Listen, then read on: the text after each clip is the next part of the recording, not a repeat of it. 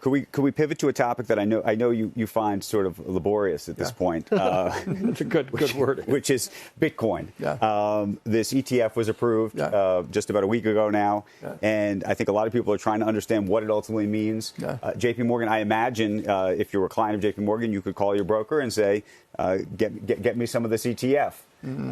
What are you telling your brokers to tell them back when they make that call? Yeah. So this is an important thing. This is the last time I've ever talked about this in CNBC, okay? So help me God. Blockchain is real. It's a technology. We use it. It's going to move money. It's going to move data. It's efficient. We've been talking about that for 12 years, too, and it's very small, okay? So I think we've wasted too many words in that. Cryptocurrencies, there are two types. There's a cryptocurrency which might actually do something. Think of a cryptocurrency as an embedded smart contract in it, and that we can use it to buy and sell real estate and move data. That may have value. The idea of tokenizing things. Tokenizing things that you do something with. And then there's one which does nothing. I call it the pet rock, the Bitcoin or something like that.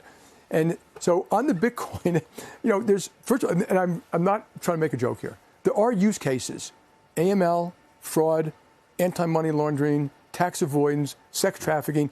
Those are real use cases, and you see it being used for hundreds, maybe $50 or $100 billion a year for that. That is the end use case. Everything else is people train among themselves. So speculate. Yeah. Now, my last statement, the last time I ever talk about Bitcoin is I defend your right to do Bitcoin.